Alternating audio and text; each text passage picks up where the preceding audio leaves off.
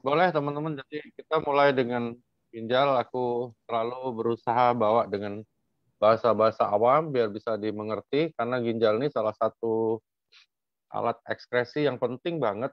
Kalau rusak repot ya. Eh, Kalau mobil ini kayak saringan bensin, jadi kalau ini rusak, semuanya bisa ikut rusak gitu. Ginjal adalah salah satu organ tubuh vital manusia yang letaknya itu di pinggang bagian atas ya, kira-kira di bawah tulang rusuk terakhir, di sebelah kanan dan di sebelah kiri. Jadi setiap orang ada memiliki dua ginjal. Itu yang normal seperti itu, dan dia berfungsi ya. Dia berfungsi dalam arti kata merupakan alat sekresi yang penting sekali dan mengeluarkan kotoran dari tubuh kita dengan bentuk yang disebut urin atau air kencing, begitu ya. Jadi bahasa awamnya seperti itu ya. Eh, Sebelum kita mulai lebih dalam, aku kasih gambaran bahasa-bahasa awam aja ya teman-teman. Ginjal ini kita lihat satu persatu dulu, yaitu mungkin dari fungsi ya. Fungsi ginjal ini yang pertama tentunya adalah sekresi. Sekresi itu artinya dia membuang semua yang dianggap tidak perlu dari badan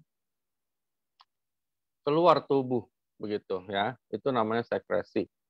Lalu fungsi kedua, dia mempunyai kemampuan untuk menjaga keseimbangan cairan dan elektrolit, gitu ya. Keseimbangan cairan dan elektrolit. Nah, karena itu kalau ini terganggu, otomatis cairan dan elektrolit tubuh kita terganggu.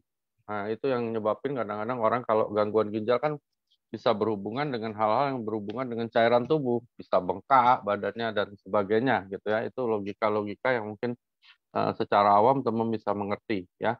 Lalu dia menjaga keasaman darah gitu. Jadi kalau misalnya ginjal ini rusak, maka otomatis keasaman darah kita akan buruk sekali dan akan berpengaruh buruk juga untuk organ-organ vital yang lain begitu ya. Jadi ingat ya, ada fungsi sekresi, ada fungsi keseimbangan, menjaga keseimbangan cairan dan elektrolit, lalu dia juga menjaga keasaman darah. Lalu dia juga berfungsi untuk mematangkan sel darah merah gitu ya. Jadi kalau ginjal rusak, otomatis yang disebut eritrosit atau sel darah merah itu nggak matang-matang ya, tidak sempurna, bahkan bisa terjadi kelainan juga dari fungsi sel darah merah karena dia nggak sempurna, nggak matang gitu. Nah itu pentingnya ginjal di situ.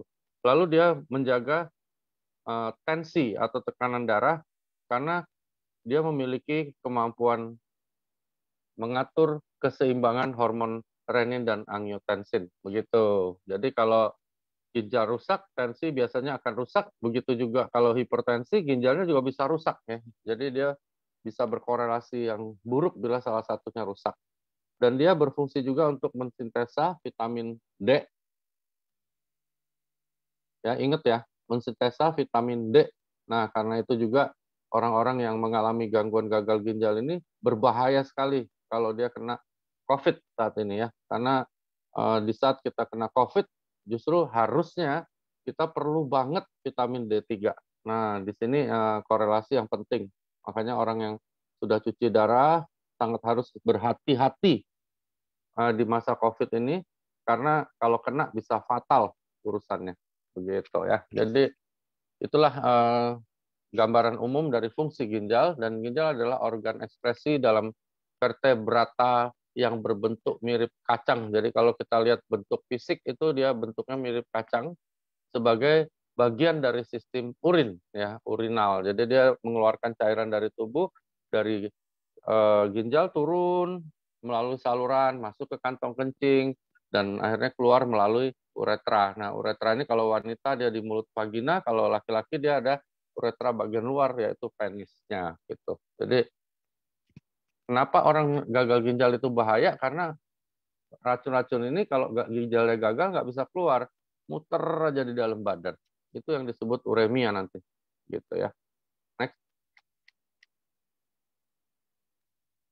ini teman-teman secara umum peran yang aku sebut tadi, kalau diperinci lagi adalah membersihkan darah dari racun, dan sebagainya, menjaga keseimbangan garam dan mineral, seperti aku bilang tadi, menjaga keseimbangan larutan dan elektrolit, oke ya, membantu mengatur tekanan darah, menghasilkan eritropoietin untuk mematangkan sel darah merah, dan menghasilkan senyawa aktif vitamin D yang dibutuhkan untuk menjaga kesehatan tulang. Gitu. Next. Ketika ginjal rusak, maka fungsi-fungsi yang tadi aku sebutkan tidak terjadi, teman-teman. Gitu ya. Itu logika aja. Jadi teman-teman kalau ada teman-teman yang ginjalnya rusak, cerita sama kita udah tahu, oh yang terganggu ini ada fungsi ekskresi, keseimbangan larutan dan elektrolit terganggu, sel darah merahnya nggak mateng, tensinya naik, vitamin D-nya juga nggak terbentuk dengan baik, ya, otomatis semua sistem yang lain akan terganggu gitu ya. Nah, keluhan-keluhannya bisa macam-macam. Yang paling sering memang adalah lemes dan muntah, mual gitu. Itu yang paling sering, dan sesak napas. Kenapa? Otomatis karena sel darah merah yang tidak pernah matang itu menyebabkan kita menjadi kondisinya anemi ya. Jadi itu yang menyebabkan orang jadi sesak, otomatis lemah ya jelas, karena sel darah merahnya tidak sempurna, oksigenasi dalam tubuh juga akan turun, teman-teman. Gitu ya. Penyakit ginjal dapat dipicu berbagai masalah kesehatan lainnya, misalnya tekanan darah tinggi. Jadi gangguan ginjal yang ditakuti adalah gagal ya. Namanya aja gagal ya, gagal jadi Busido, gagal jadi Toreda aja udah nggak enak, apalagi gagal ginjal, teman-teman ya. Nah, kalau gagal ginjal ini yang paling sering menyebabkan itu adalah hypertension atau hipertensi ya. Lalu nomor 2 diabetes mellitus, nomor 3 adalah batu di dalam saluran ginjalnya atau di dalam ginjalnya sendiri, perdarahan, internal ginjal, dan infeksi. Satu lagi yang secara fisik bisa terjadi adalah kecelakaan. Ya. Jadi suatu accident yang menyebabkan ginjalnya hancur. Jadi ada faktor fisik selain faktor penyakit. Nah, hal-hal ini yang kadang-kadang berbahaya. Kenapa? Karena biasanya mereka itu keluhannya laten, tidak terasa. Sampai benar-benar ginjalnya udah rusak, baru udah ketahuan. Ya. Karena itu rajin-rajin check up, ya paling tidak kalau nggak sempat periksa urin, periksa darah, urium, kreatinin, asam urat itu harus diperiksa. Itu untuk monitor yang umum ya. Kalau yang khusus biasanya kita sudah periksa urinalisisnya dan sudah kita periksa scan misalnya MRI dan sebagainya, apakah di situ ada sesuatu, ada batu, infeksi atau kerusakan ginjalnya sendiri. Nah, itu yang bisa lebih dalam. Jadi rajin-rajin check up, seperti mobil kita harus bawa check up. Karena sebagian besar gagal ginjal di awal-awalnya tidak ada gejala sama sekali. Next.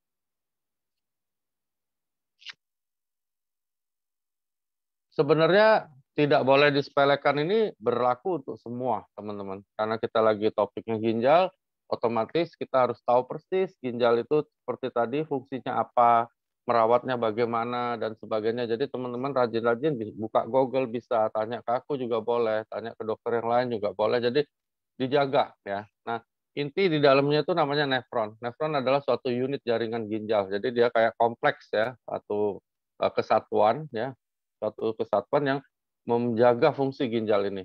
Kerusakan ini dapat menyebabkan ginjal tidak mampu mengeluarkan limbah. Jadi kalau nefronnya udah banyak rusak, maka ginjalnya akan turun fungsinya. Dan kalau sudah sangat turun, kita nyebutnya sudah renal failure atau gagal ginjal.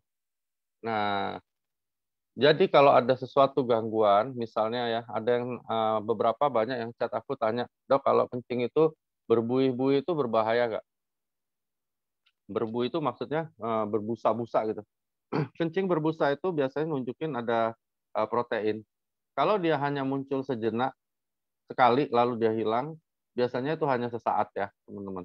Tapi kalau dia munculnya terus-terusan, tidak hilang-hilang itu busanya, itu kemungkinan memang ada gangguan. Biasanya dari hypertension atau diabetes. Jadi biasanya dari situ ya. Sehingga ginjalnya agak nggak benar dan bocor proteinnya. Jadi protein uri. Nah, untuk memastikan biasanya kita ke dokter, paling enggak cek dulu urinalisanya, ada protein nggak di dalam kencingnya gitu ya. Jadi semua gangguan apapun itu jangan dianggap sepele. Sama kayak mobil ya. Mobil kadang-kadang kita bunyi dikit aja di kaki-kakinya udah dicek ya, apa ini ball joint, terot, shock breaker, apalagi badan kita. Jadi kalau ada apa-apa segera periksa. Kadang-kadang hal yang sepele ini bisa menjadi fatal kalau kita nggak awasi dengan baik ya. Lalu ada yang tanya juga minum tuh harus berapa banyak? Sebenarnya selama kita sehat, minum jaganya harus melihat warna urin. Karena kegiatan orang beda ya, ada yang outdoor, ada yang indoor, ada yang santai, ada yang berat kerjanya ya. Nah, minumlah air putih sehingga kencing Anda warnanya putih. Sederhana. Ya, memang dianjurkan 2,5 liter per hari. Cuman kadang-kadang 2,5 liter pun nggak cukup karena dia misalnya hard worker di luar, outdoor, terjemur dan sebagainya sehingga banyak cairan keluar ya selain air kencing, dia mungkin meludah, keringat dan sebagainya. Jadi ingat warna air kencing kita jaga setiap hari warnanya putih, maka kemungkinan sangat besar ginjal kita akan terawat dengan baik. Gitu. Next.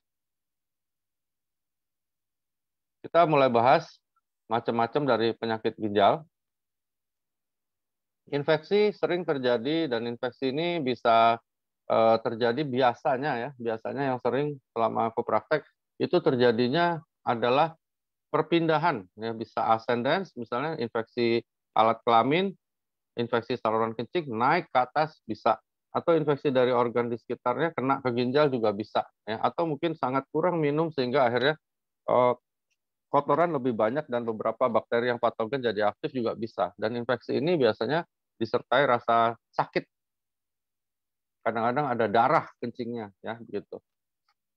Oh ini ada yang chat aku pribadi malah nanya, kalau misalnya pinggang sakit, apakah pasti sakit ginjal?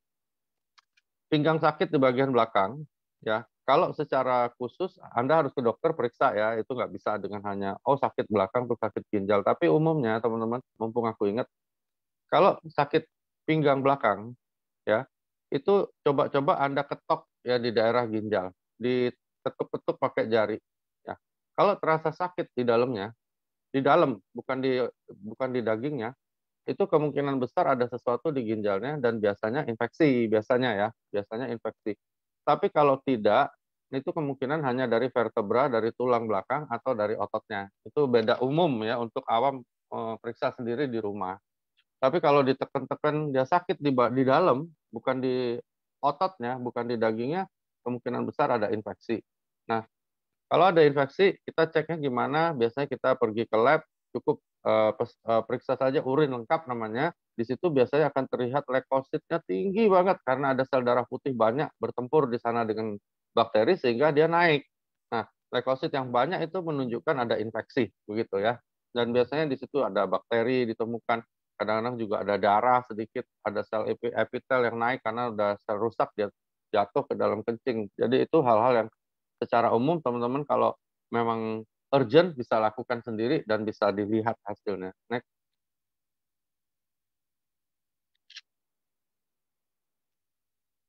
Kalau nanah itu antara dua ya, bisa dari alat kelamin, infeksi saluran kencing, bisa juga dari ginjal. Jadi biasanya kalau infeksi ginjal ini dia nanahnya lebih bau karena sudah terbentuk nanah di bagian atas ya di ascens. Jadi begitu turun lebih parah gitu ya. Terus bau urin tidak seperti biasanya jelas karena di situ ada bangkai bakteri, ada sel kita yang mati dan sebagainya. Biasanya urinnya juga keruh banget ya. Jadi itu pasti sangat nggak enak baunya.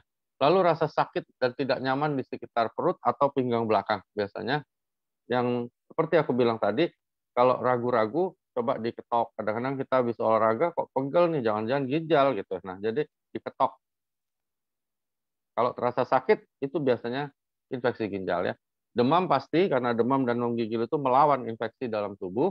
Oke. Nah, terus mual dan muntah itu sering terjadi kalau sudah terjadi sedikit gangguan terhadap ureumnya. Lalu merasa kelelahan jelas ya karena tadi fungsi-fungsi ginjal kita lihat sendiri salah satunya untuk sel darah merah dia pasti terasa lelah, diare bisa aja karena ada infeksi yang menyebar, kehilangan selera makan sudah pasti ya karena seluruh tubuh kita sudah nggak enak, otomatis appetite kita akan turun sekali. Next.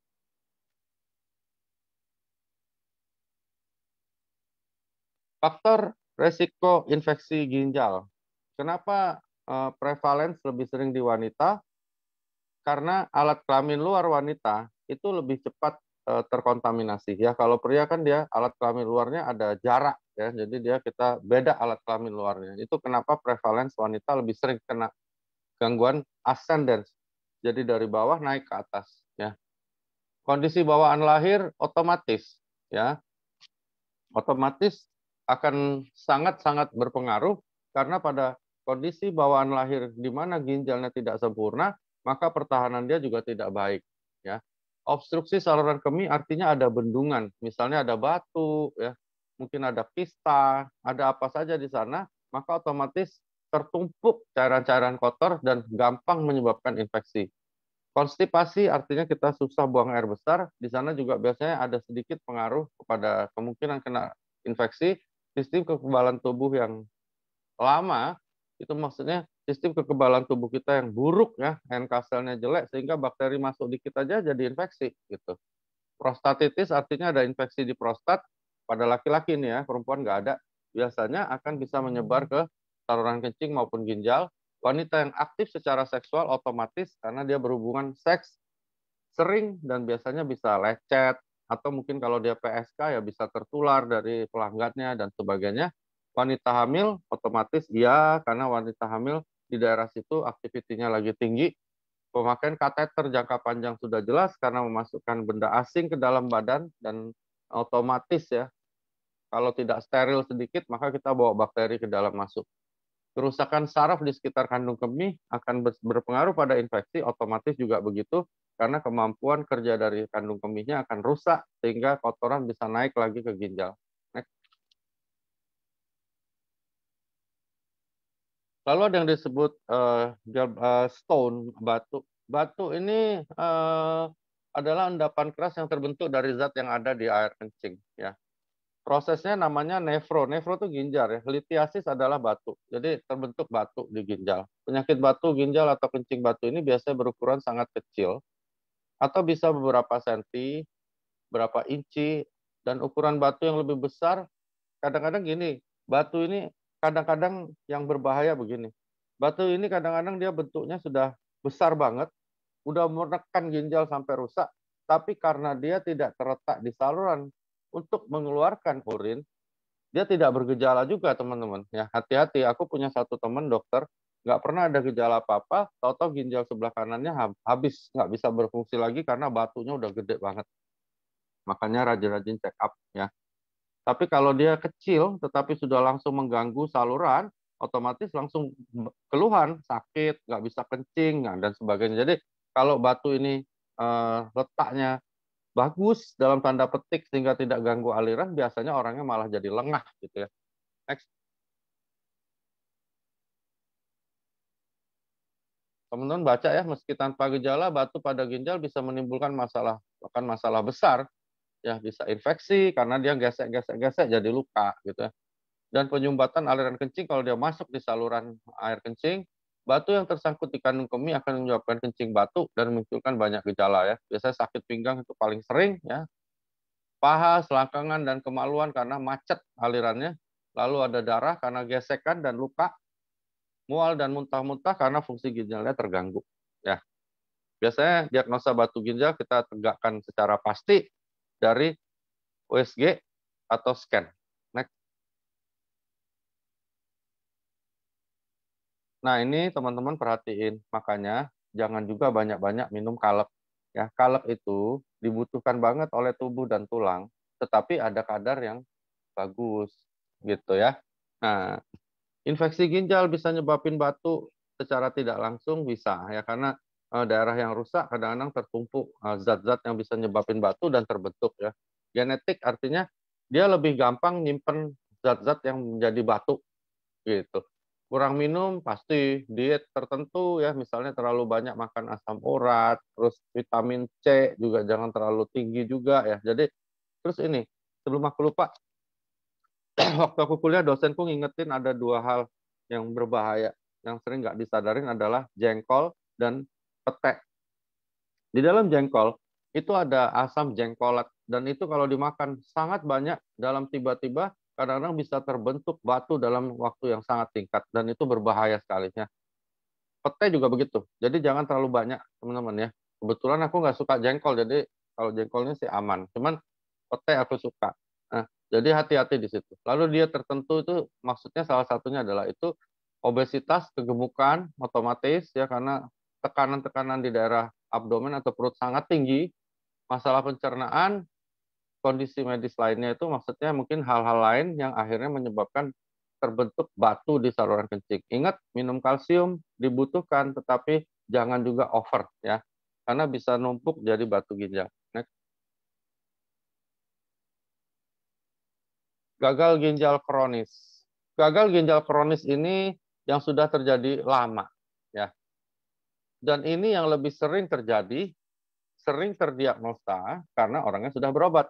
Yang gagal ginjal akut itu juga bisa terjadi tiba-tiba, salah satunya karena asam jengkolat tadi loh. Jadi gagal ginjal akut biasanya malah reversible. Reversible itu artinya dengan penanganan yang tepat, cepat, dan akurat, dia bisa balik lagi normal. Tapi kalau kronis ini biasanya nggak bisa ya. Jadi dia terpaksa harus HD. Orang kalau sudah HD, teman-teman nggak bisa sembuh lagi seumur hidupnya. Itu yang harus dijaga-jaga gitu ya. Next. Ini keluhannya ya, tambah hari tambah nggak enak, perutnya mual, nafsu makan turun, gangguan tidur, perasaannya lemah, lesu dan sebagainya gitu. Tapi ini banyak juga nggak sekarang gara-gara produk nggak datang sih. Nyeri pada dada karena penumpukan cairan di sekitar jantung dan sesak napas itu akibat gangguan anatomis ya, desakan di sana. Masalah mulut dan kulit gatal itu biasanya juga muncul kalau sudah mulai ureumnya naik. Lalu frekuensi buang air kecil yang meningkat, terutama di malam hari, gitu ya. Frekuensi buang air kecil yang meningkat, terutama di malam hari. Lalu mati rasa, kesemutan, terbakar, kaki panas di tangan, pembengkakan pada pergelangan kaki, dan sebagainya. Wah, itu kalau udah muncul, udah repot ya. Lalu tekanan darah tinggi yang sulit dikontrol. Maksudnya, walaupun diobati dengan obat apapun, tekanan darahnya nggak turun. Gitu ya. Next. Nah, ini yang sering menyebabkan ya, seperti aku bilang tadi, diabetes, ya, terutama yang tipe 2 ya, karena tipe 2 ini lebih sering terdiagnosa, tekanan darah yang tinggi, ya, glomerulonefritis atau peradangan pada ginjalnya sendiri, gangguan ginjal polikistik ini bawaan, jadi ginjalnya tuh kayak ada banyak, kayak bentuk-bentuk kista yang banyak sekali, itu bawaan dan nggak bisa sembuh ya. Ini biasanya kalau orang ada ginjal polikistik, ini akhirnya pasti cuci darah ya. Lalu obstruksi saluran kemih yang berkepanjangan, ya seperti ada batu tadi misalnya. Lalu reflux vesicourinarial, yaitu kondisi yang menyebabkan urin kembali ke ginjal Anda, ya kayak GERD ya kalau di saluran pencernaan ya. Infeksi ginjal berulang juga disebut pyelonefritis, jadi infeksi lagi, infeksi lagi, infeksi lagi, wah itu ginjalnya cepat hancur ya. Lalu penggunaan obat-obatan tertentu jangka panjang seperti ibuprofen dan aspirin, serta obat-obat diabetes.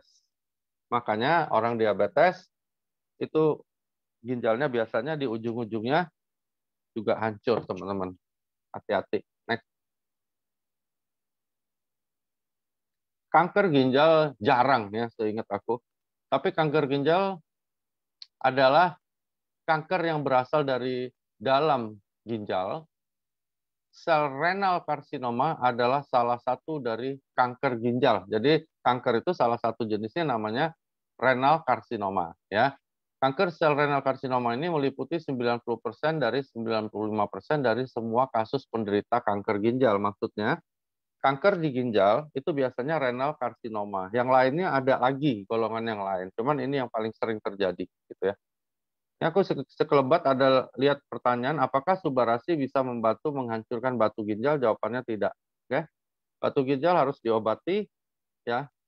Jadi gini, batu ginjal ini biasanya ada obat-obat tertentu dicoba untuk menghancurkannya seperti Batugin. Ingat aja obat namanya Batugin ya. Itu di herbal resmi dari kedokteran yang bisa bantu.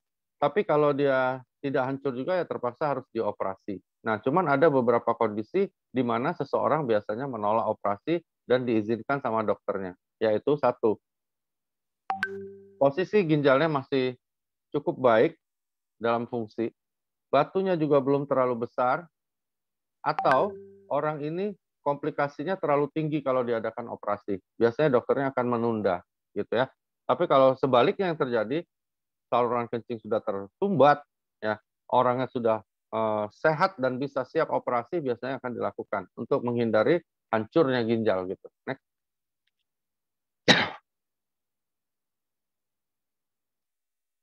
Nah, ini kencing berdarah, pembengkakan di area genital otomatis ya, karena kalau ada kanker ginjal itu keluhannya tandanya mirip sama gagal ginjal ya.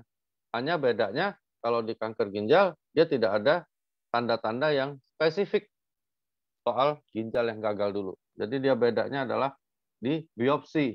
Ya, kita lihat apakah ini ada sel ganas atau tidak gitu. Next.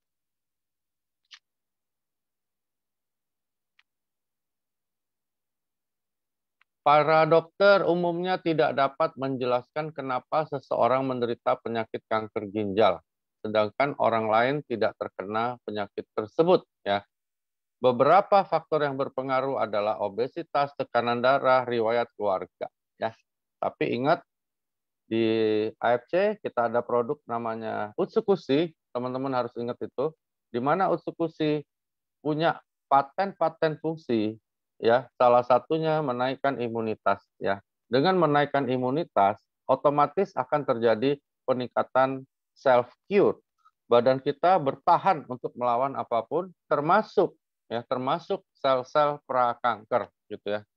Jadi bukan Utsukushi membunuh sel prakanker, bukan, tetapi Utsukushi membantu badan kita untuk lebih kuat imunitasnya. Otomatis di dalam imunitas kita itu ada yang namanya NK sel ya. Nah, ini yang akan berburu nih, bunuh semua sel termasuk sel prakanker. Begitu ya teman-teman ya. Next. Abses ini adalah infeksi yang lebih parah, jadi sudah terbentuk nanah. Jadi kalau teman-teman sering waktu kecil, kami kalau di Palembang bilangnya borok. Jadi sudah benar-benar kumpul, dia dalam satu seperti area gitu kayak bentuk sawah, dia situ tanah semua kumpul ya. Itu sakitnya bukan main. Ya. Jadi ini abses itu teman-teman nggak bisa bayangin rasanya. Dia sakitnya bukan main, dan ciri utamanya adalah bernanah. Jadi kalau kita scan itu terlihat sekali ada jaringan-jaringan yang berbentuk biasanya putih gambarnya, itu adalah abses ginjal ya gitu. Next.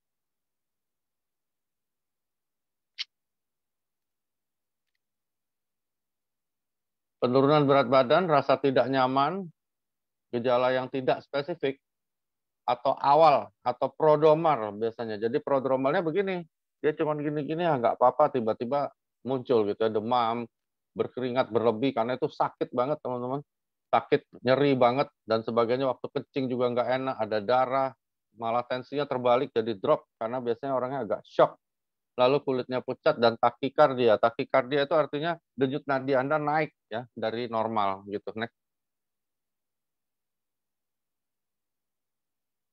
Gimana bisa terjadi? Ya ini karena infeksi didiemin ngumpul jadi abses dia ya. Abses itu seperti kalau kumpulan nanah gitu ya. Kayak persatuan jadinya mereka berkumpul gitu ya. Lalu bakteremia itu artinya bakteri yang tiba-tiba jumlahnya melonjak dalam badan kita. Infeksi mikoplasma itu biasanya jamur maksudnya, lalu batu saluran kemih, peradangan ginjal, penyalahgunaan obat suntik, kemih neurogenik dan sebagainya. Hal-hal ini bisa menunjang atau bisa memprovokasi terjadinya abses ginjal. Next. Ini bawaan. Ya gitu ya. Jadi ini bawaan biasanya dari lahir udah ada. Nah, ginjal yang seperti ini otomatis fungsinya itu agak abnormal. Suatu hari dia bisa gagal ginjal gitu ya. Jadi ini bakat untuk gagal ginjalnya tinggi sekali. Jauh lebih tinggi dibandingkan orang yang normal begitu. Next. Kalau dia sudah mulai mengganggu, muncul nih nyeri di perut, darah di urin, sering buang air kecil, nyeri di samping tubuh, ya ada tiba-tiba ada infeksi di saluran kencingnya, tiba-tiba ada batuk dan sebagainya. Jadi hal-hal yang bisa terjadi di ginjal dipermudah dengan adanya ginjal polikistik. Jadi ginjal polikistik mempermudah kerusakan ginjal itu sendiri, mempermudah infeksi dan sebagainya. Jadi dia kurang sempurna gitu. Next.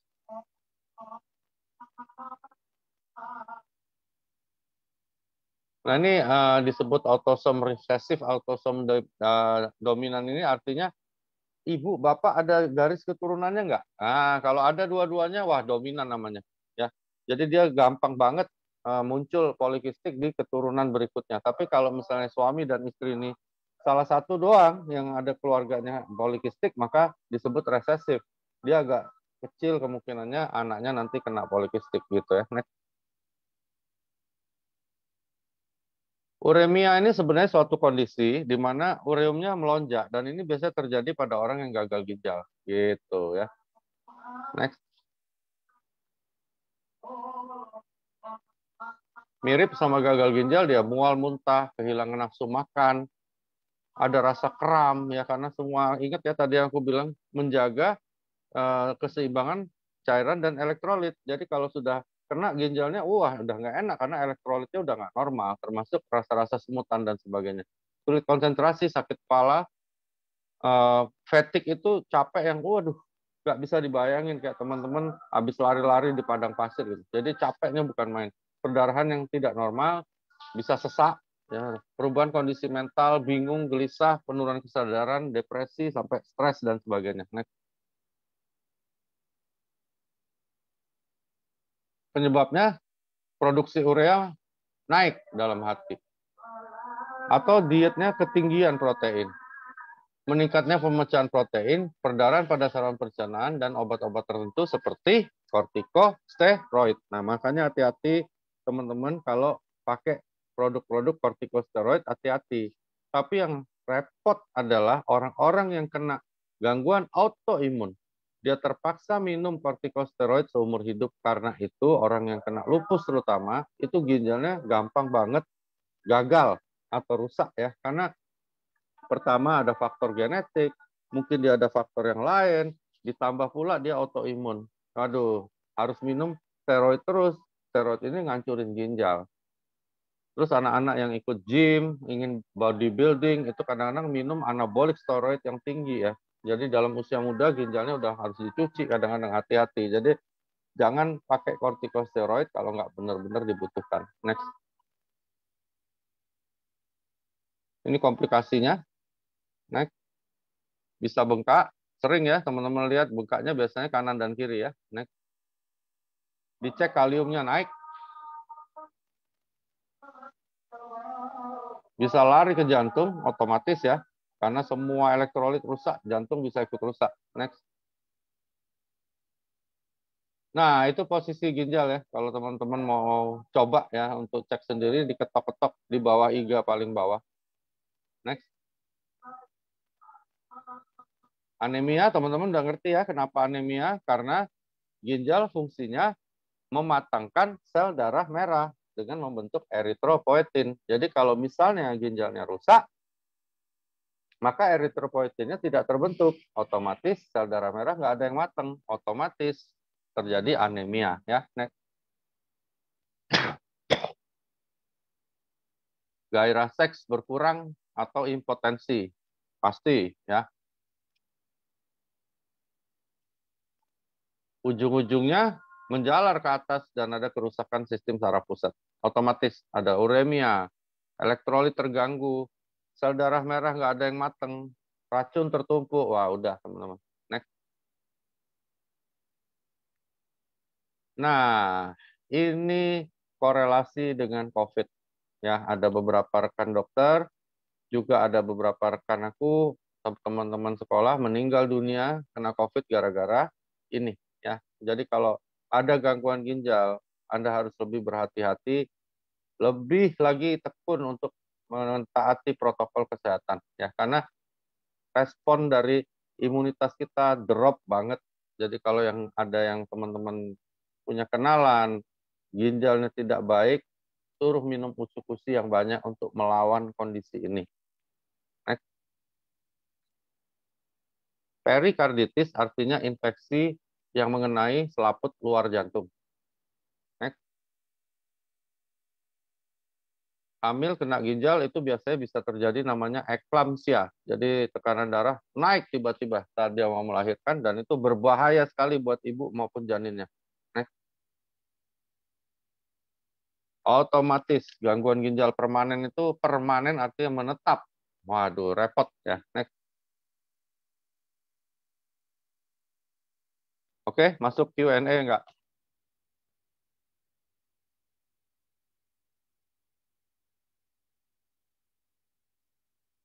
Halo enggak? Ah, Oke, Dok. enggak. Oke, kita masuk Q&A sebentar. Saya cari-cari dulu.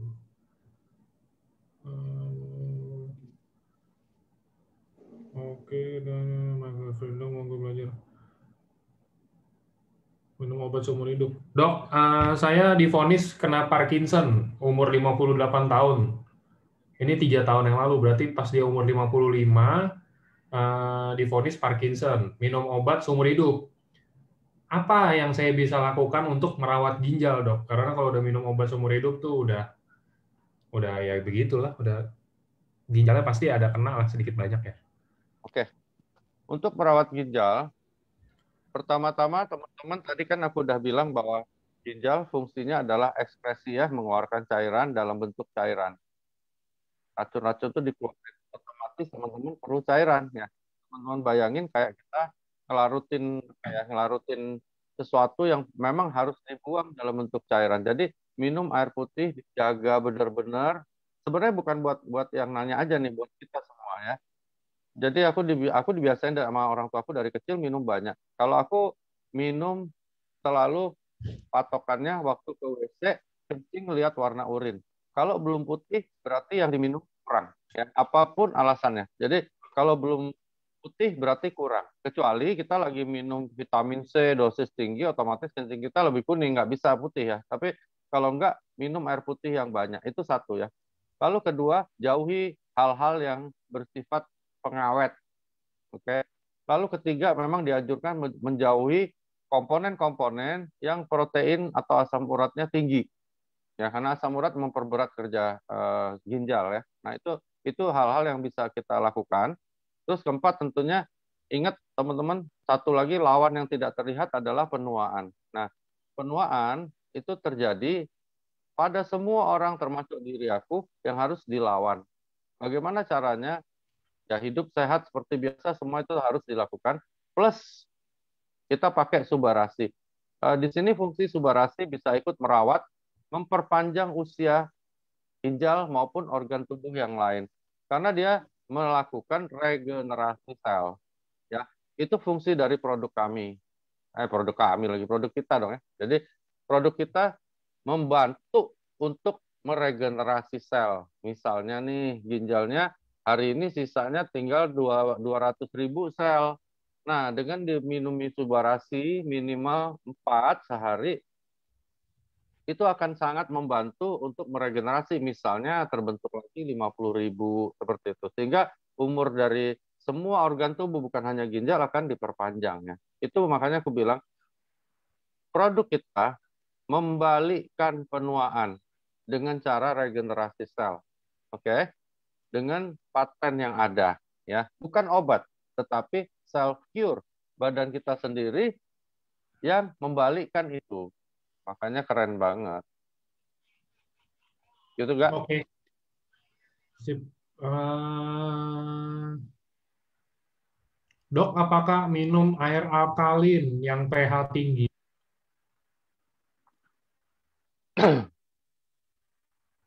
Oke. Putus-putus suara enggak? Minum pH tinggi kenapa enggak? Mungkin maksudnya minum pH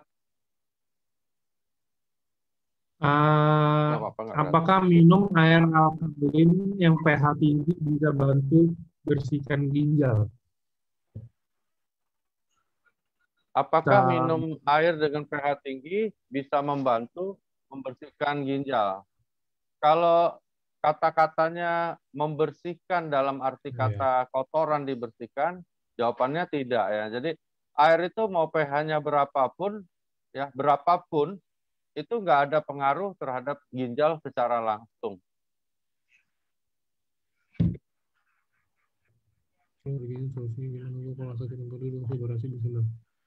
Nah, ini pertanyaan yang yang udah sering, cuman mungkin bisa diinin lagi dok. Dok, apa Subarasi bisa bantu bersihkan batu ginjal dok? Subarasi nggak bisa bersihkan batu ginjal. Tapi kalau misalnya ada orang, pertanyaannya misalnya didalami ya, misalnya ada orang batu ginjal, minum Subarasi berguna nggak? Pasti berguna, teman-teman ya. Karena apa? Batu ginjal seperti tadi kalau teman-teman menyimak, itu banyak sekali kerusakan yang diakibatkan akibat batu ginjal itu muncul di dalam ginjal. Nah, dengan minum Subarasi yang dirusak itu diperbaiki. Begitu ya logikanya. Tapi kalau pertanyaannya, apakah Subarasi bisa membersihkan atau membantu membuang batu ginjal? Jawabannya tidak bisa, ya enggak. Hmm,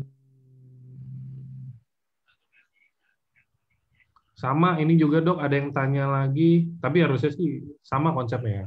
Sore dok mau tanya, mohon pencerahan. Jika seseorang terkena diabetes, apakah ke depannya lebih baik terus konsumsi obat yang tentunya jangka panjang, eh, apa itu bakal ganggu ginjal dok? Nah, terus lebih baik atau lebih baik pakai insulin dia tanyanya. Sama aja, dua-duanya ngerusak ginjal. Jadi gini ya teman-teman, sekalian dibahas boleh.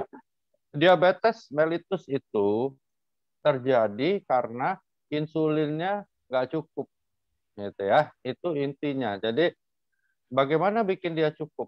Nah, teman-teman tahu dong, pabriknya di mana? Pabriknya ada di pankreas nih insulin, ya. Nah, bagaimana caranya kita bikin si insulin ini semangat lagi? Nah, caranya tentunya dengan membantu regenerasi sel pankreas gitu ya logikanya. Nah, produk kita begitu masuk tanpa disuruh dia akan meregenerate semua sel termasuk pankreas. Jadi untuk memperbaiki kualitas hidup dari orang diabetes mellitus ini segera minum Subarasi minimal 4 saset. 4 saset itu sebenarnya untuk teman-teman dan aku. Cuman sekarang sih agak kurang juga sih gua minum nggak karena inden kan. Jadi harus 4 saset sehari, maka akan terregenerate. Nah, setelah terregenerate, pabriknya mulai banyak pekerja lagi, dia akan produksi lagi. Insulinnya yang alami ya, akan naik.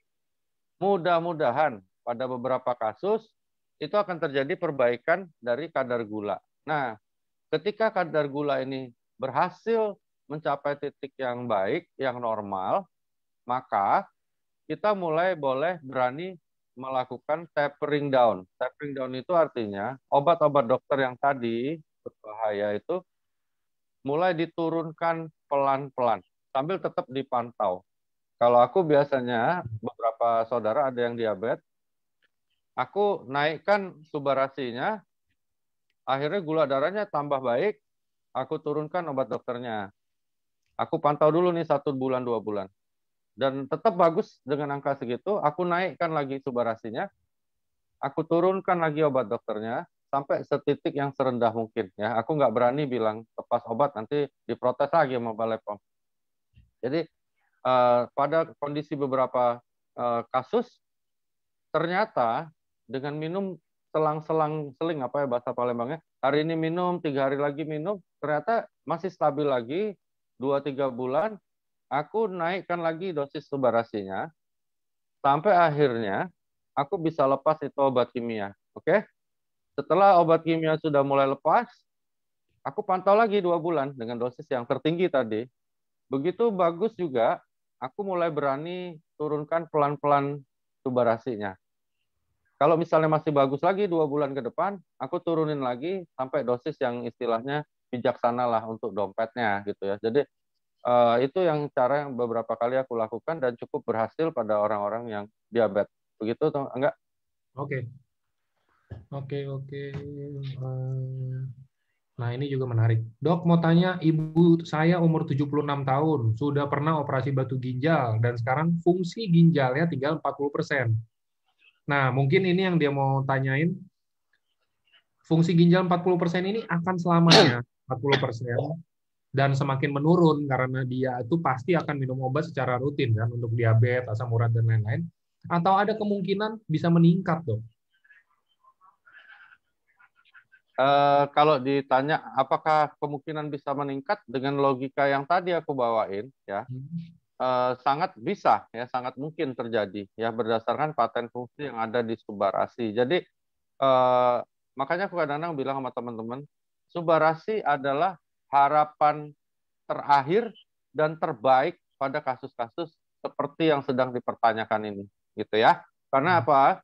Kadang-kadang ada beberapa dokter marah-marah juga sama aku. Aku bilang, dokter, kalau misalnya ada kasus begini, emang lu mau lakukan apa?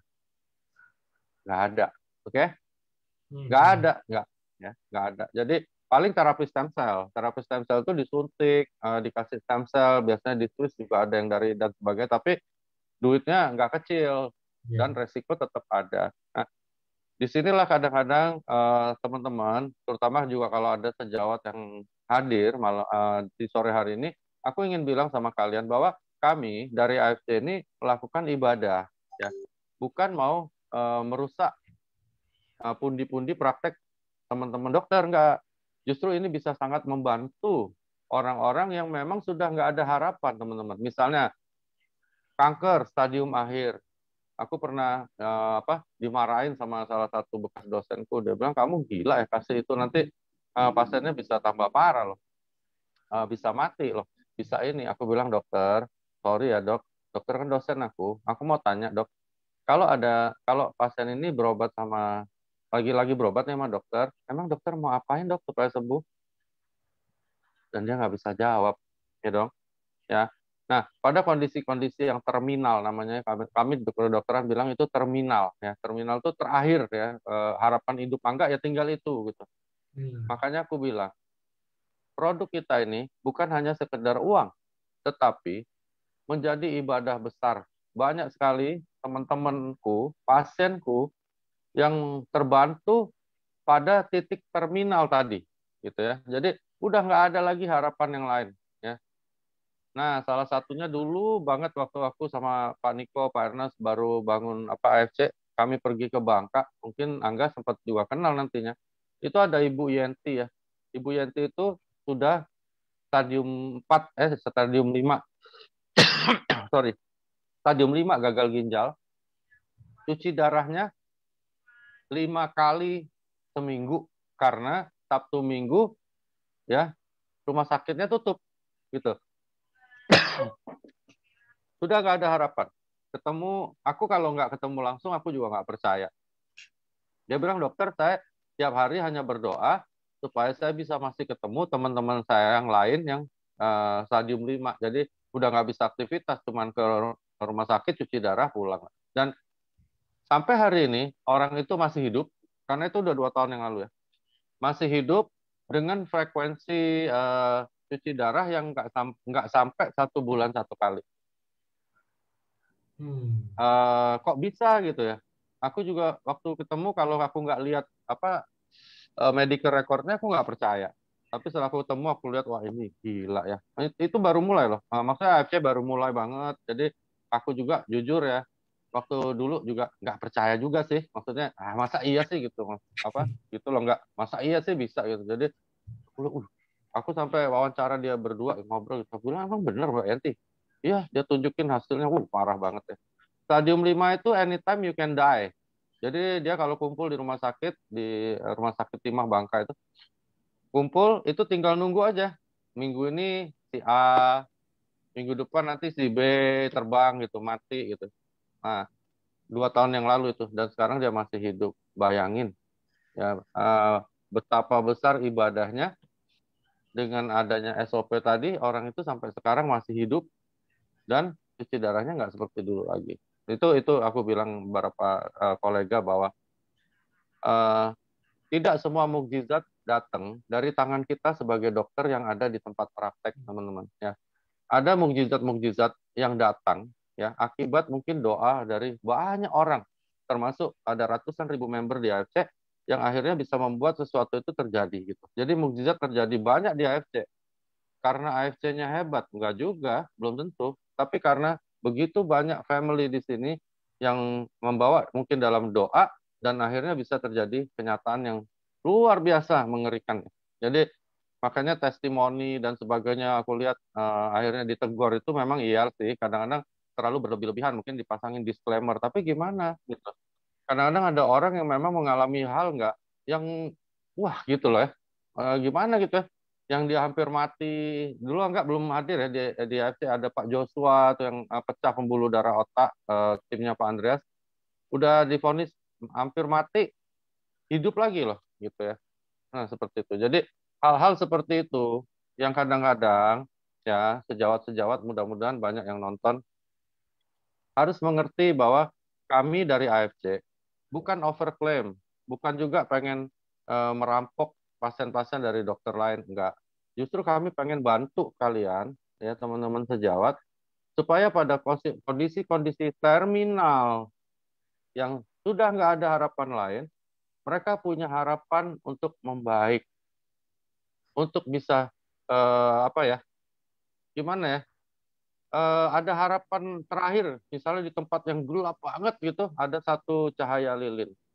Ya, teman-teman sejawat yang mungkin juga sempat marah sama aku, kesel sama aku ketika kita berdebat, coba deh, yang paling benar kalian join AFC deh, ya, join, belajar apa itu AFC, belajar apa itu produk kami, dan juga belajar apa itu namanya Alayama Family Club. Ya, karena kami di sini hadir di Indonesia untuk membantu banyak orang, baik dari sisi kesehatan, juga dari sisi keuangannya, gitu. Gitu nggak? Oke. Oke, selanjutnya ada yang tanya lagi, Dok. Orang cuci darah, orang HD, itu dilihat dari mananya? Karena kemarin itu, ini ada yang tanya, dia ke RS disuruh HD, tapi mungkin karena keterbatasan ekonomi ya, jadi nggak HD, dan dia mungkin ngecek lagi di luar, cuma dikasih obat katanya kencingnya terganggu ya, atau apa gitu tadi nih saya.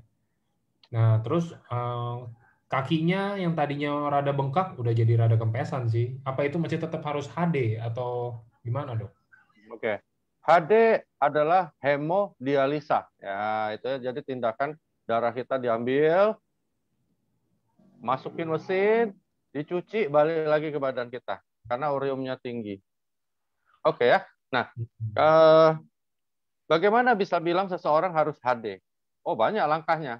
Ya, hati-hati juga teman-teman ya. Kadang-kadang ada juga beberapa oknum, pokoknya datang, wah agak misalnya kayak ini aku lihat ada Mas Dwi ya, Dwi Adiana. Nah, jadi begitu agak aneh-aneh dikit nih kencingnya, wah udah lu cuci darah deh, gitu ya. Ada juga yang begitu. So, hati-hati ya. Jadi ada langkah-langkahnya. Pertama, yang sederhana adalah diperiksa urinalisanya, lalu diperiksa juga darah, urium, kreatinin, asam urat.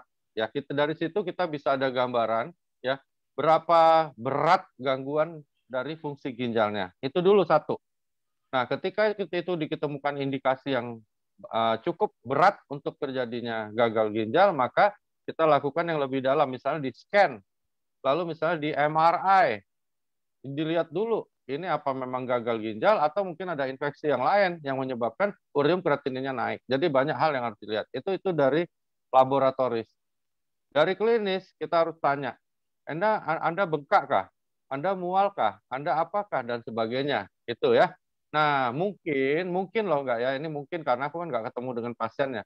Mungkin kejadian pada orang yang disebut ini, kalau dia memang sekarang bisa seger lagi, nggak ada apa-apa dan sebagainya, kemungkinan ada misdiagnosis, ada salah diagnosa. Nah, cara memastikannya lakukan yang aku bilang tadi ya, periksa urinalisa dulu, ya, lalu periksa dari fungsi ginjalnya melalui urium, kreatinin, asam urat dulu, itu dulu aja yang ringan ya. Kalau apalagi dia kurang mampu.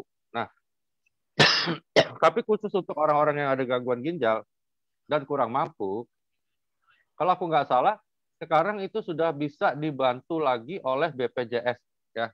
Dulu sempat nggak dibantu. Tapi sekarang katanya udah bisa lagi. Nah, itu mungkin bisa jadi solusi untuk melakukan pemeriksaan dasar rutin, diulang lagi dari awal. Apa benar nih mobil ini harus turun mesin? Nah, gitu loh, nggak. Jangan-jangan cuman kabel busi doang gitu. Jadi mungkin mungkin itu karena kalau memang dia pernah hemodialisa dan udah gagal ginjal berat, nggak mungkin bisa kempes lagi dan fungsinya bagus lagi. Jadi ada kemungkinan misdiagnosis namanya. Oke? Oke, ini Ada beberapa pertanyaan yang saya compile karena mirip-mirip, Dok. Jadi gini, ini salah satu pertanyaan aja. Jadi mungkin bisa menjawab pertanyaan-pertanyaan lain. Eh, udah HD seminggu. Udah HD 2 kali seminggu. Ureumnya tinggi sampai 27. Terakhir ini kondisinya drop. Mau Sorry. HD tapi HB-nya rendah. Kata dokter nih nggak bisa cuci darah, Dok. Karena kalau cuci darah HB rendah itu bisa lewat, bisa membahayakan nyawa. Nah, terus harus cari donor darah. Nah, untuk kasus-kasus yang kayak begini, mungkin untuk kasus-kasus yang kira-kira kayaknya udah udah susah nih, maksudnya untuk ngelakuin apa udah rada kepentok sana sini, apakah masih bisa menggunakan subarasi? Ini sama mirip-mirip kayak pertanyaannya yang ini, Dok. Dulu sering ditanyain kalau orang yang pakai ventilator atau orang yang lagi misalkan lagi diem aja gitu, nggak bisa makan, nggak bisa minum, lewat infus apa boleh dimasukin infus apa ini? Mungkin mirip-mirip sih, Dok, pertanyaan namanya itu. Yang ini pertanyaannya apa boleh menggunakan subarasi di kasus seperti ini? Oke. Itu yang aku sebut tadi soal terminal stadium ya. Jadi itu kondisi yang disebut terminal. Dia no hope sudah. Ya. Kalau dokter sudah angkat tangan, terus mau lakuin apa lagi? Nggak ada kan? Jadi kalau ditanya boleh nggak subarasi? Kalau tanya aku pribadi, bukan lagi boleh, tetapi subarasi adalah harapan terakhir dia ya untuk bisa memperbaiki kondisi tersebut. Jadi kita berpacu dengan gangguannya. Ingat minimal 4 kaset sehari. Tapi jangan lupa teman-teman, seperti saran peringatan dari Balai POM maupun Pak Niko, selalu mulai dengan edukasi seperti yang sedang aku sampaikan, gitu ya. Jadi kita mengedukasi. Jadi aku bilang sama beberapa tim, sekarang banyak sekali, tambah banyak yang nanya, memang mungkin mereka takut overclaim. Ketika ketemu orang, misalnya ada orang diabetes ya, aku nggak bisa bilang misalnya, Bang, lu minum Subarasi deh, diabetes lu pasti lebih sehat. Itu namanya intimidasi ya. Jadi kita harus jelasin pelan-pelan sampai dia bilang, enggak, kayaknya gue coba itu deh, cocok lah buat penyakit gue. Itu namanya edukasi. Ya, jadi kita yang memberikan edukasi sampai dia milih gitu. Ah, gue yang itu deh, gue yang ini deh. Nah, pinter-pinterlah membuat edukasi tersebut. Edukasi itu adalah menceritakan paten-paten fungsi kita dengan baik, jelas, berulang-ulang, diulang-ulang, sampai orangnya yang bilang. Jadi jangan kita gagal ginjal ya, wah pakai ini deh, pakai Subarasi, pasti sehat, pasti membaik. Itu namanya intimidasi. Tapi kalau kita edukasi, seperti pasien-pasienku, aku selalu jelasin, dan dia akhirnya bilang, Dok, aku coba deh yang itu deh, yang 100-100 tuh katanya. Nah, baru kasih gitu ya. Dan memang hasilnya luar biasa ketika seseorang yang memilih, misalnya ada seseorang memilih suami atau istri, ya kan, dengan hatinya, hasilnya akan dia syukuri ya. Walaupun misalnya istrinya nanti nyerong atau suaminya nyerong, kan pilihan dia sendiri, betul kan? Nah, tapi kalau kita yang jodohin, misalnya aku jodohin Angga sama si A nih, ternyata nih perempuan nakal gitu, tukang selingkuh, Angga pasti marah sama aku. Tapi kalau aku udah jelasin, Angga bilang, wah itu udah seksi, itu cakep, gue itu aja deh. Nah, Angga yang pilih. Maka ketika si cewek ini nyerong, Angga juga akan marah ke aku. Itu namanya edukator, ya teman-teman. Dari awal aku bersama Pak Ernest, Pak Niko selalu berusaha mengedukasi seperti itu. Karena itu kita jadi besar, sekarang sudah tambah besar dan akan makin besar, jadi dijaga baik-baik edukasinya. Tenang aja teman-teman, nggak usah takut orang pindah ke produk lain, karena produk kita nggak ada saingannya. Bukan sombong ya, tetapi Anda harus confident. Ayo, mana saingannya AFC? Nggak ada. Kenapa? Nggak mungkin orang yang penemunya aja jualnya cuma sama AFC kok. Ada yang bikin tiru-tiruan, yang dari Tangerang, dari mana, biarin aja lah. Aku kasih ilustrasi gini ya, banyak nih, dokter, ini gara-gara inden teman gue beli loh yang tiruan, minum yang itu. Aku bilang biarin aja. Kita suruh dia kita suruh kawin sama perempuan, sekarang kawin sama banci, nanti kapok sendiri kok. Enggak. Emangnya laki-laki mau kawin sama banci? Enggak lah, lama-lama dia tahu itu banci kok. Jadi nggak usah tegang ya. Ada yang beli produk A, produk B dari sinilah. Ada apalah namanya, aku biarin aja. Kan kadang-kadang ada juga laki-laki yang seneng sama banci buat variasi ya nggak? Tapi setelah itu kan dia pasti balik lagi sama istrinya. Tenang aja. Oke, Oke. next.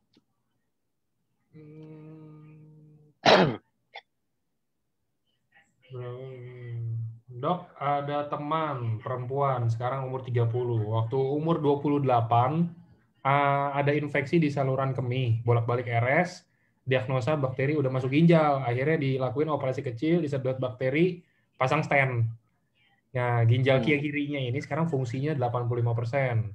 Nggak minum obat Hmm. apapun, hanya saat masa treatment itu antibiotik. Nah, kalau minum produk EFC, bagusnya ini Suba atau Utsu. Karena mungkin tadi kan dokter juga ada bahas sedikit tentang Utsukushi, yang maksudnya untuk jaga tentang bakteri dan lain-lainnya itu. Maksudnya dia mau tanya, apa mungkin digabungin dua-duanya, Dok? Terus Iya berapa dong, kalau untuk... digabungin dong dua-duanya, teman-teman. Ini aku sekalian ngingetin karena di timnya Semarang ya ada beberapa orang, termasuk salah satu rekan dokter di AFC yang kena COVID. Karena salah satunya memang imunitas kita gini ya, teman-teman.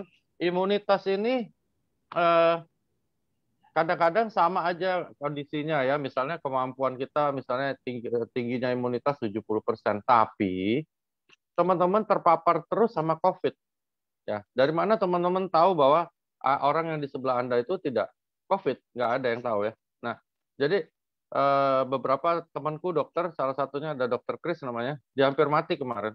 Ini orang paling koboi, cuek ya, masih ngajar terus apa seminar kumpul. Dia yakin banget bahwa dia nggak mungkin kena COVID gitu ya. Jadi karena dia pakai APD, cuci tangan, pokoknya protokolnya bagus. Dan akhirnya dia kena hampir mati ya, tapi hidup untungnya. Jadi dia cerita sama aku, eh, penting sekali untuk nambah terus tentara kita. Dan untuk nambah tentara, teman-teman aku pernah share, nanti kalau ada yang perlu aku share juga. Aku dapat dari beliau ya, untuk memperlakukan diri kita seperti orang yang OTG. Gitu ya. Jadi kalau ditanya penting nggak eksekusinya juga, penting banget ya. Walaupun ginjalnya masih 85%, apa salahnya kita jaga juga dengan eksekusi di mana pertahanan tubuh dia akan tetap paling enggak angkanya tetap bagus lah gitu. Nah, beberapa teman yang kena COVID di tim kita juga di AFC itu karena yang aku lihat melesetnya satu ya, masker ya, masker dipakai yang tidak bermutu. Oke ya. Nah, kedua, lupa jaga jarak. Ayo, jarak yang benar itu kan 1,5 meter ya. Jangankan kalian lah, aku aja sering melanggar juga gitu. Jadi jarak yang ideal adalah 1,5 meter karena kalau seandainya orang itu bersin ya, terus orang itu batuk, itu kemungkinan Anda tertular lebih kecil. Nah, teman-teman yang tertular aku lihat pertama tidak jaga jarak, kedua pakai masker yang nggak seadanya lah gitu, masker kain, terus ditaruh di meja nggak tahu kena apa gitu. Masker kain masker kain sama sekali nggak ada gunanya teman-teman ya, kecuali teman-teman pakai masker kain dan berjarak jauh dan sering dicuci, sering diganti.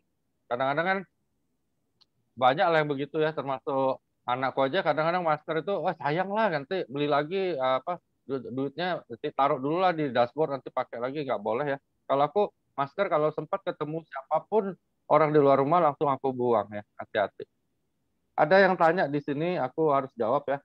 Eh, Dokter kenapa sih kok masih nyebutin paten fungsinya di sini? Oke, ini adalah acara yang resmi dari AFC ya, yang memang yang aku sebutkan memang ada paten fungsinya dan yang aku sebutkan ada hubungannya dengan topik kita, dan satu pun perkataan aku maupun Angga tidak ada yang namanya overclaim ya. Kami tetap lakukan hal-hal yang bersifat edukasi ya. Jadi teman-teman, paten fungsi memang ada di produk kita, memang ada di Utsukushi maupun di Subarasi. Yang tidak dibolehkan adalah menyambung-nyambungkan paten fungsi, oke, dengan overclaim. Oke ya, nggak boleh ya. Misalnya, oh karena ada paten fungsi ini maka gangguan diabetes pasti sembuh. Itu namanya overclaim. Ya, tenang-tenang aja. Ya. Semuanya sudah cooling down dan sekarang kita mulai edukasi awal seperti kita waktu bangun AFC lagi. Oke, oke dok. Mungkin ini beberapa pertanyaan terakhir ya dok ya. Oke, Oke, ini ada yang tanya, dok, saya hamil 22 minggu. Setelah cek urin ada infeksi di saluran kemih sampai ada luka. Apakah boleh konsumsi Utsukushi? Nih dok, mungkin boleh ini dok, banget.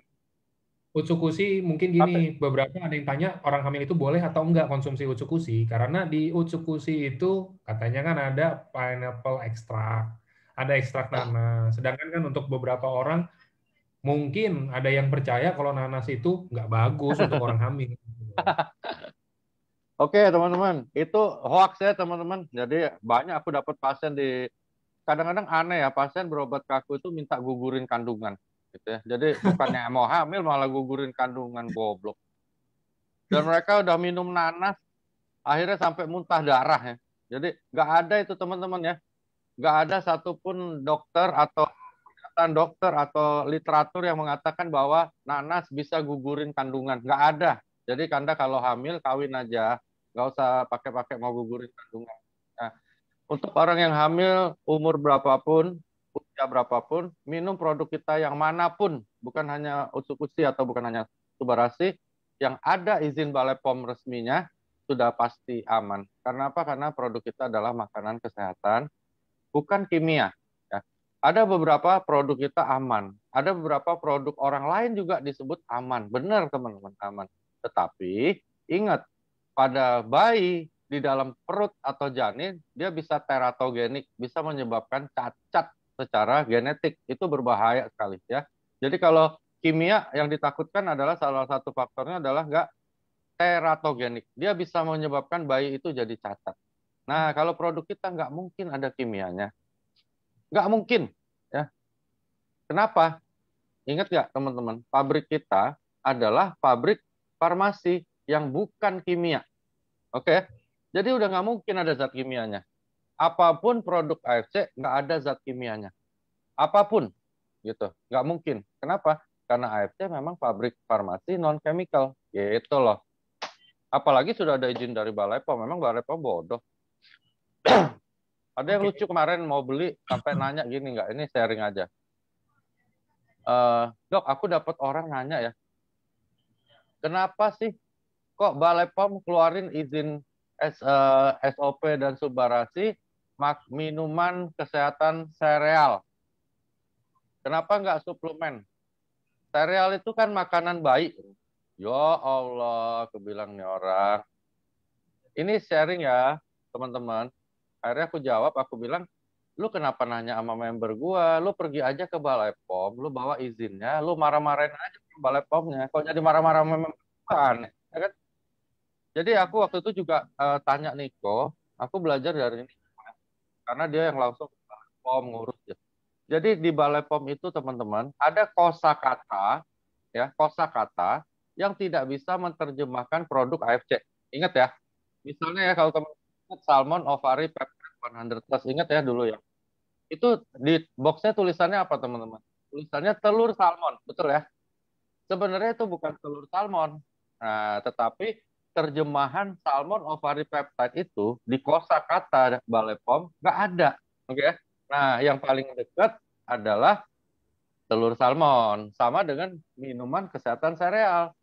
Untuk menerjemahkan produk AFC ini Balai POM harus cari yang memang kosakatanya ada di dia dan mirip gitu ya teman-teman ya. Jadi kadang-kadang teman-teman harus belajar juga sebagai leader di lapangan. Kalau ada yang nanya udah jelimet banget ya, nggak usah diladenin. Oke ya. Ujung-ujungnya cuma dua teman-teman. Ingat sama aku. Satu, dia nggak join. Kedua, belinya cuma dua saset. Oke, nggak bakalan. Oke, nggak bakalan join. Tanya lah ada aku dulu ikannya berapa meter panjangnya. Aku bilang, ngapain? Emang lu mau potong ikannya? Gila. Pokoknya kalau ketemu jimat, teman-teman gak usah jawab. Bikin pusing dan gak akan join. Ya, next Kak. Oke. Dok, mama saya diabetes udah lebih dari 5 tahun. Selama ini kaki dan tangannya sering kebas. Lalu dikenalkan EFC dan tangan yang kebas itu udah mulai kembali berangsur normal dan kakinya juga. Tapi setelah konsumsi produk beberapa bulan, tiba-tiba kaki mama saya bengkak, mual, dan sering diare, bahkan sesekali kesedak. Apakah itu indikasi ginjalnya bermasalah atau itu proses emang pemulihannya aja? Emang itu termasuk dalam proses pemulihan gitu loh, Dok? Enggak, bukan proses pemulihan. Ajak mama cek dong, ya. Ajak mama cek ya, karena ada beberapa hal yang kadang-kadang produk kita ini membantu diagnosa, bukan menyembuhkan. Ya, membantu diagnosa. Kayak ngasih lampu apa? Lampu bahaya ya. Hmm. Heeh. Kalau aku saranin bawa tante untuk check up ya. Aku nggak berani jawab di sini karena aku nggak ketemu langsung. Cuman keluhan-keluhan itu banyak hal. Bisa dari lambung, bisa dari ginjal kah, bisa. Tapi mudah-mudahan bukan. Tapi dicek lah, bawa ke dokter. Atau kalau takut ke dokter sekarang, minta home care pro dia datang ke rumah, cek aja, periksa darah lengkap, urin lengkap, fungsi ginjal misalnya seperti itu ya. Nah, beli aja. Jadi sorry, periksa aja. Setelah periksa, nanti hasilnya diminta. Nanti kalau misalnya bingung kan bisa tanya sama kami ya. Nah, dokter manapun di AFC. Oke. Case ini tentang manfaat dan permasalahan sakit menyampaikan dokter tidak boleh minum sembarangan. Boleh dua pertanyaan lagi ya enggak ya? Karena yang, aku ada tamu dari dusun, aku harus temui. Oke. Sore dok, saya beberapa kali ketemu case yang kalau saya jelaskan tentang manfaat produk dan sarankan untuk konsumsi produk kita untuk permasalahan penyakit, misalkan yang mereka derita, selalu menyampaikan kata dokter nggak boleh minum sembarangan. Ini mungkin nggak terlalu gimana sama penyakit dan yang kita bahas tadi ya dok, cuman ini mungkin lebih ke tips juga sih. Penyakit. Terakhir kemarin istri teman saya meninggal gagal ginjal, padahal sudah 3 minggu sebelumnya saya sarankan untuk konsumsi Subarasi atau Tsukushi. Nah, gimana sih dok? Ini mungkin mau tanya tipsnya aja sih. Tips ya. Maksudnya, Oke. Kalau kalau aku semuanya gini, kita nih di AFC semuanya biasa by data ya. Kalau teman-teman perhatikan sekarang lagi pahit banget, kita lagi apa inden dan sebagainya, tapi tetap AFC stay by data ya. Eh, Pesan tanggal sekian, terima tanggal sekian. Semua by data ya. Di tempat lain jarang yang ada seperti itu. Begitu juga produk kita. Jadi aku pernah cerita ya enggak ya di acara enggak juga kalau nggak salah. Jadi ada satu pasien eh, CA Mame, kanker payudara stadium 4 yang dokternya ahli bedah onkologi ya, bilang bahwa usukusi sama SOP Subarasi berbahaya dan bisa mengakibatkan dia tambah parah dan meninggal. Jadi aku minta tolong si tante ini ke tempat prakteknya, video call bertiga, taruh di meja, terus aku tanya gini sama dia, dokter, aku mau tanya nih, diagnosa tante ini apa ya menurut dokter? Dia bilang saya mama ini stadium 4, harus operasi.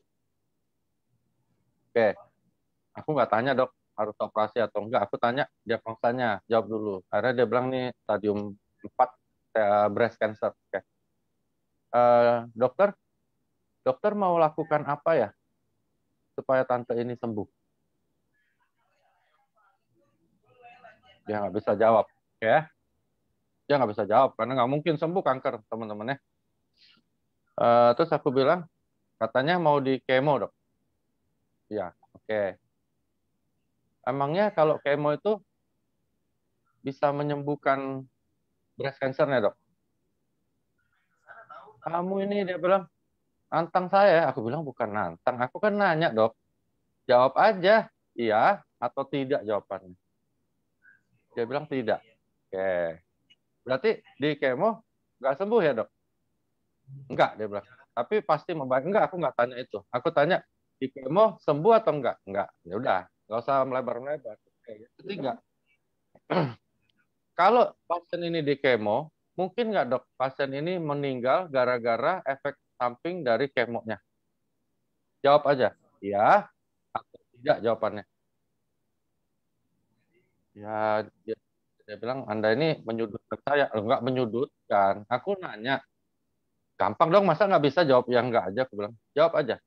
Kalau di kemo, mungkin nggak pasien ini justru meninggal gara-gara kemoterapinya?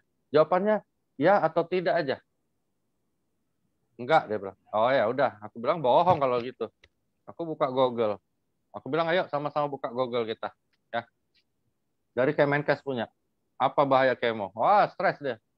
Udah selesai. Udah selesai, dok. Berarti kesimpulannya satu, kalau dia di kemo tidak sembuh, benar ya dok?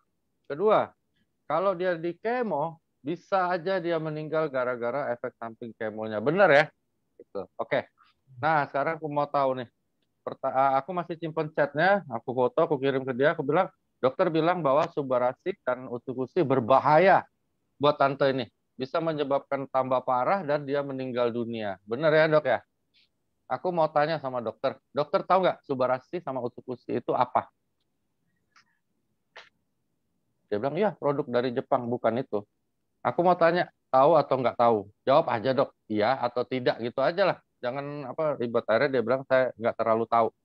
Oke, apakah dokter sudah melakukan analisa terhadap pasien-pasien dokter yang kena kanker, diminumkan produk kami, dan ternyata pasien itu mati atau bertambah parah? Apakah dokter ada risetnya?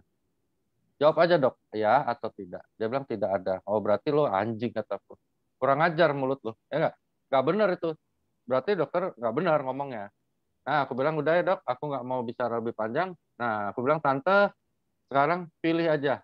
Mau beli produk kita atau mau di kemo. Akhirnya dia beli 3 diamond, lumayan nggak? Kayak teman-teman ya. Jadi kalau teman-teman didesak dengan pertanyaan bahwa ada dokter yang mengatakan produk kita jelek, produk kita bahaya, produk kita apa? Ingat kata Pak Hotman Paris ya, bahaya teman-teman ya, nggak boleh ya teman-teman. Ya, jadi kita harus semuanya by data. Jadi teman-teman jangan takut perusahaan mengingatkan Anda jangan overclaim, tapi bukan berarti Anda takut. Ya, aku nggak takut sama siapapun.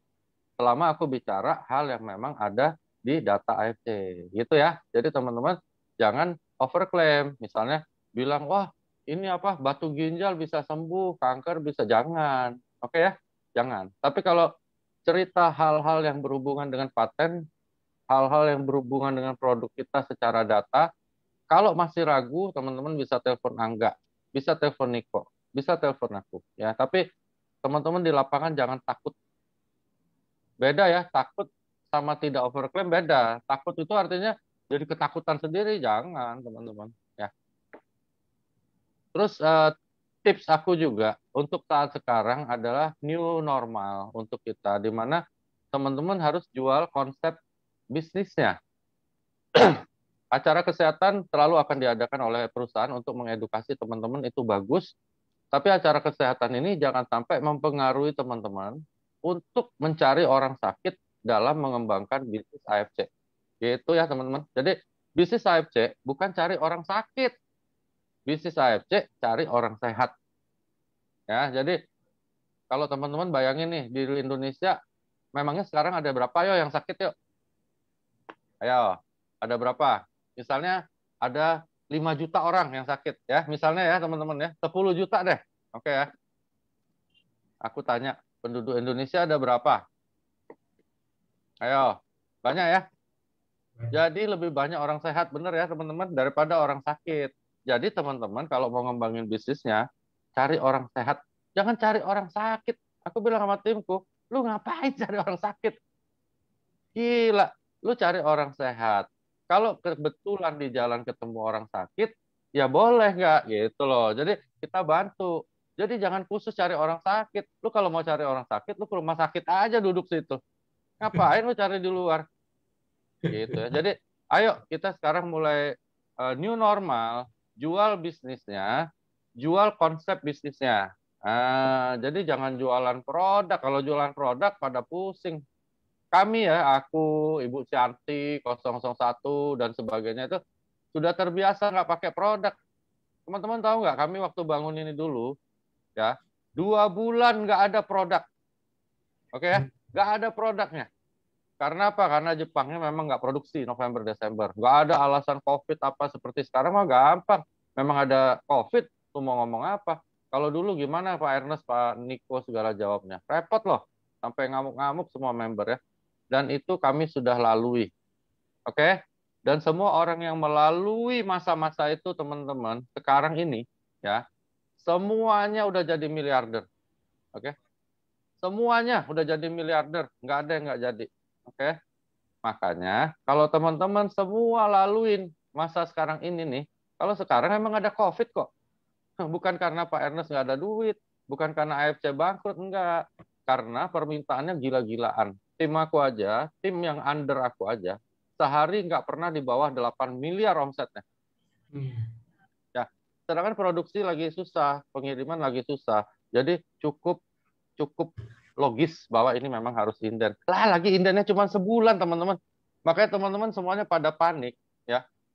Kami kayak geli-geli aja, gitu loh. Kami dulu 2 bulan nggak ada produk, teman-teman. Bukan inden loh, nggak ada produknya. Jadi tunggu dulu 2 bulan ke sana, mudah-mudahan, kata Pak Ernest, masuk di bulan Februari. Gila nggak? Dan itu kami lalui. Jadi kalau teman-teman yang sekarang ini kayak angin sepoi-sepoi aja buat kami. Kalau dulu mah angin bahorok, teman-teman. Ya. Jadi tenang-tenang aja. Percaya sama aku. AFC nggak mungkin tipu kalian. Tuh yang ikut-ikut bisnis nonton video, rasain loh. Nah, aku udah bilangin berapa biji. Lu nonton video dapat duit, goblok, percaya aja. Sekarang dilarang sama pemerintah. Ini temanku 2 dilaporin Polda di Sumsel. Karena ada yang investasi 1,2 M loh, agak. Lapor Polda. Ini lagi diangkut nih. Bodoh, aku udah bilang. Padahal ada yang AFC. Ini ada satu ikut AFC. Untung nggak laporin Niko. Gua laporin Niko. Dibekuin loh. Aneh-aneh aja. Percaya sama aku. Aku tidak dibayar sama AFC ya untuk bicara begini. Aku juga nggak dibayar sama Angga. Aku nggak dibayar sama siapapun. Aku ceritain semua yang terjadi dalam hidup aku. Baik dari sisi kesehatan pasien-pasienku, baik juga dari perkembangan tim aku, bukan aku aja. Baik dari perkembangan crossline aku, bahwa AFC ini memang menepati janjinya kasih uang miliaran ya pada semua tim aku. Jadi bertahanlah teman-teman. Ini cuma angin sepoi-sepoi, udah bobok tiang dulu deh. Santai, jual bisnisnya. Ini peluang bagus. Ya, kalau bisa teman-teman lihat ini peluang bagus. Peluang bagus apa? Peluang bagus Anda untuk training diri Anda supaya Anda bisa jadi seperti kami. Mau dong jadi Busido ya. Berusaha untuk bisa jual bisnis. Datang ke orang bawa dirimu, bukan bawa produknya. Ya. Oke. Kalau Anda bisa lalui ini, ya, bayangin nih teman-teman. Anda bisa lalui masa ini dan Anda terbiasa untuk prospek tanpa produk. Oke ya. Anda bisa bayangin nggak waktu produk datang nanti betapa mudahnya Anda closing diamond. Betul nggak? Betul ya? Kalau Anda tanpa produk aja bisa closing orang, bagaimana nanti kalau produk yang sudah ada? Nah, makanya aku bilang ini peluang untuk belajar latihan closing orang tanpa produk. Lupain produknya. Aku juga gitu sekarang. Kalau aku bukan udah gitu, aku emang begitu. Aku dari dulu karena udah biasa ya, aku Bu Santi udah biasa nggak pakai produk. Jadi kalau ngomong sama orang nggak pernah ngomongin produk, walaupun gua dokter, nggak pernah. Bahaya ya, kalau Anda duduk udah mulai dengan produk, bahaya teman-teman. Pertama, lagi ngomong aja Anda udah ragu, aduh produknya masih lama nih. Anda aja udah ragu, gimana mau prospek orang? Nggak bisa. Ya, duduk, bawa suatu konsep bahwa gua tawarin lu bisnis besar. Misalnya ini aku lihat ada nama Mas Dwi, ada Mbak Helen, ada Mbak Megaria. Oke, gua Dwi, gua datang bawa bisnis besar buat lo. Oke. Dan udah ada yang terbukti kok, banyak orang sudah jadi miliarder. Jadi jangan, oh gua Dwi, gua bawa SOP Subarasi buat lo. Kacau. Ya, nggak bakal dia beli diamond. 21 juta. Gila duit. Gua beli produk 21 juta buat apaan? Buat bebek gua, buat sapi gua katanya. Nah, itu. Gua datang, gua pengen kasih berita baik buat lu. Jadi new normal ya teman-teman. Lakukan terus seperti ini. Ketika produk datang, Anda semua melepas pasti. Ya, bisa jadi Bushido, bisa jadi Samurai, Shogun, apa yang kalian inginkan. Karena apa? Udah nggak cemas-cemas lagi mikirin produk. Jadi don't be SPG, don't be sales promotion boy, jadi networker. Yang dijual dirimu. Oke? Nggak? Oke. Oke, kalau gitu. Thank Sorry you, ya Dok. melenceng ya. Melenceng karena aku anggap kalian adalah family, kita di sini Asayama Family Club dan kita harus berbagi terus supaya tambah kuat. Jadi bantu perusahaan dengan kita juga membuat strategi baru ya. Perusahaan sudah lakukan banyak hal, Angga pasti lebih tahu ya. Pak Ernest itu kadang-kadang dulu ya waktu inden itu sampai jam 2 pagi ada di kargo nungguin barang buat kita.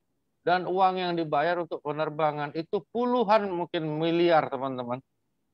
Ya, jadi mereka udah lakukan hal yang bagus. Ya, I love you all. Mohon maaf kalau ada salah kata. Mudah-mudahan tambah hebat. Sukses terus, luar biasa. Amin. Thank you semuanya. Selamat sore. Dadah, enggak. Dadah, Bye. Dok.